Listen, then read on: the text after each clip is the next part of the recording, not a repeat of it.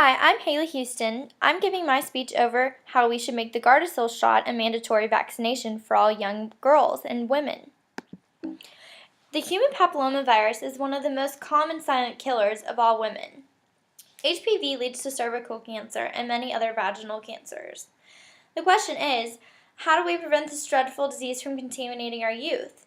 Easily. We make the only found cure a mandatory vaccination, the Gardasil shot.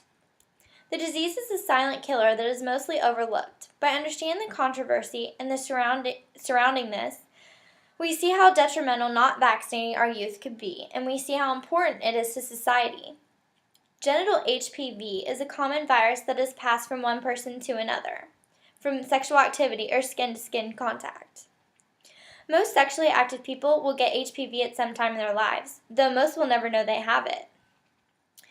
HPV Vaccine Information for Young Women fact sheet told me that by looking in detail at the controversy of this vaccination, we can see how the effects of not getting this can have on women in the U.S., as well as the major concerns added to the vaccine. The importance of the shot is not only to legalize the mandatory vaccination, but to fight the war of cervical cancer for all around the country and shed light on how vital this is to our youth. Basically, this shot could open so many doors. Many believe that by making the vaccine mandatory, we're going against our traditions and customs of letting parents make these important decisions. Well, would you rather have your child get HPV? We need to look at the effects of how not utilizing the vaccine could be. USA.gov states that women every year, about 12,000 women, are diagnosed with cervical cancer, and 4,000 die from this every year. The U.S. is one of the most common people that die from HPV. I found this Tuesday from HPV Vaccination Information for Young Women. The Gardasil shot is very crucial and is a sexually transmitted infection that causes 70% of cervical cancers. To be most effective, it should be administered to girls who are as young as 10 before they become sexually active. I found this from HPV life-saving treatment or giant experiment. Many may question this vaccine, but there are some major controversies that surround it. People who view this as a medical breakthrough that should be recognized by its ability to help and is crucial to them. It adds to our list of yearly administered drugs. By viewing the data collected from the benefits of this shot, it is clear how vital this is to making it become legalized, mandatory legalized. The HPV life-saving treatment or giant experiment article also shows that the row first ignited in Texas, where surprise promoter for it, Rick Perry, made the vaccination compulsory for schoolgirls by Texas governor. The governor has been said to believe that we should protect as many young women possible, rich, uninsured, and insured, and the poor. While maintaining the parents' right to opt their daughter out of receiving the vaccine, he made this so both parties could be happy. Governor Perry insisted that his plan was no different from vaccinating children against polio. The HPV vaccine provides us with an incredible opportunity to effectively target and prevent cervical cancer. I found this Tuesday from the life-saving treatment or giant experiments.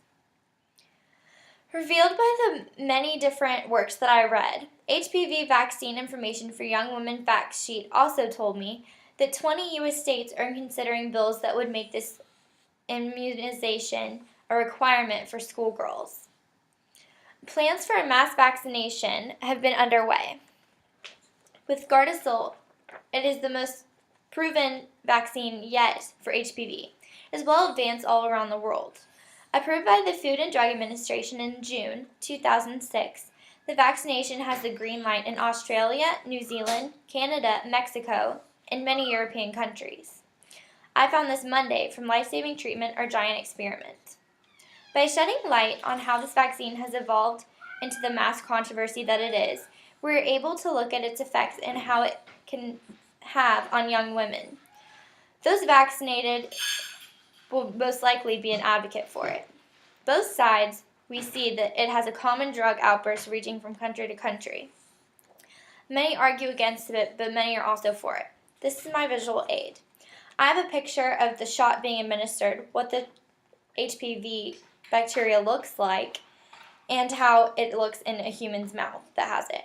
Also, I have a picture of how it's administered right here. It is a silent killer.